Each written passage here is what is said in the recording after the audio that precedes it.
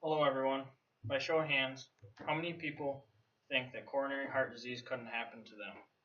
My grandfather started showing signs of CHD in 2005: chest pains, heavy breathing, and slow moving.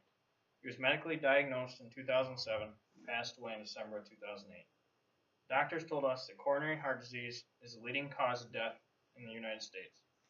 According to the January 2011 edition of Coronary Heart Disease, this fact still proven true today that unhealthy eating habits lead to coronary heart disease. According to the June 10th, 2011 edition of Practice News, CHD is a disease due to an abnormality of the arteries that supply blood and oxygen to the heart. This abnormality is caused by atherosclerosis, or the buildup of plaque in the arteries. Here's how it works. When you're born, your arteries are clean. As you start to grow up, occasionally eat junk food and fast food, causing plaque to start to build up. As you approach your teen years, you're often on the go and only have time to eat fast food or junk food more often. This causes more plaque to build up. Then when you move off to college, live on campus, you're constantly eating out and with a limited amount of time, and more plaque builds up in the arteries. Now, after all these years of buildup, as you get older, the artery gets smaller, leaving less room for blood to flow through. This decrease in flow is called angina. If flow stops altogether, it is considered a heart attack. According to the November 15th, 2004 edition of American Journal of Cardiology, there are many symptoms of CHD. Some of them are chest pains, shortness of breath, and fast heartbeat. It is also possible to have no symptoms, known as a silent coronary heart disease. You're probably thinking, why should I care? According to the January 18th, 2012 edition of Irish Times, it only takes 5 years of poor diet for your arteries to start to clog.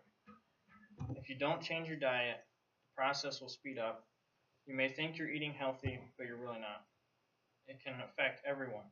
According to the September 2011 edition of American Journal of Medicine, coronary heart disease is not gender specific. It affects men and women equally. Even though women are likely to have symptoms, men are more likely to ignore the symptoms longer. You have to be willing to make the change in order to prevent it. According to the March 1996 edition of Atherosclerosis, increased weight leads to a risk of diabetes, mellitus, and hypertension. If we don't change, it will get worse.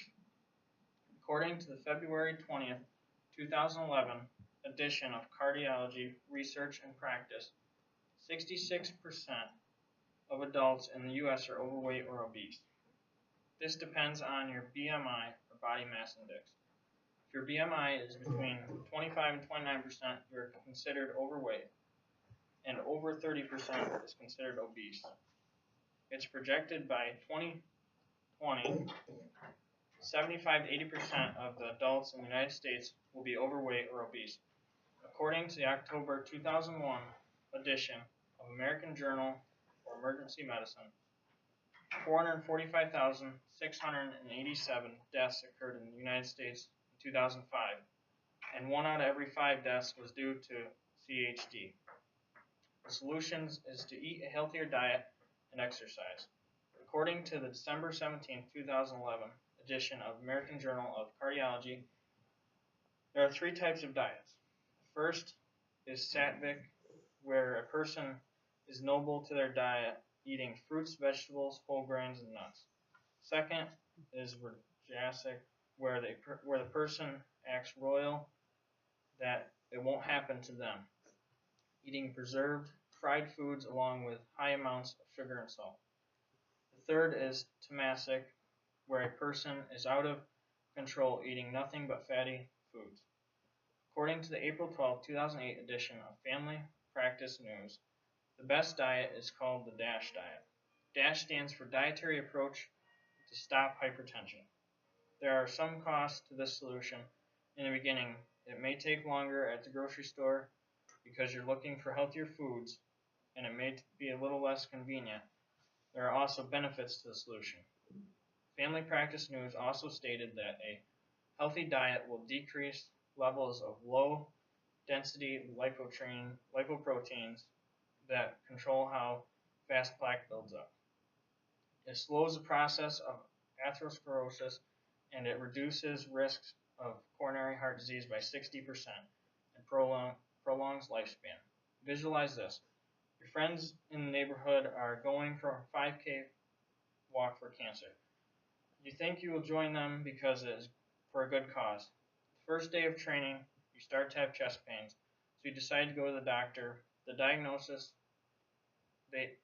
diagnoses you with coronary heart disease. This contributed from not eating fruits and vegetables, and now you can't walk for the good cause, and you must change your ways or something worse could happen. Here's how to make the change. Start purchasing healthier foods somewhere that has a large variety of fresh or unprocessed foods such as Wegmans. You can plan your diet using webmd.com diet/health tool for proper serving sizes. With the right dietary precautions, your life won't be shortened by coronary heart disease and you won't be another statistic.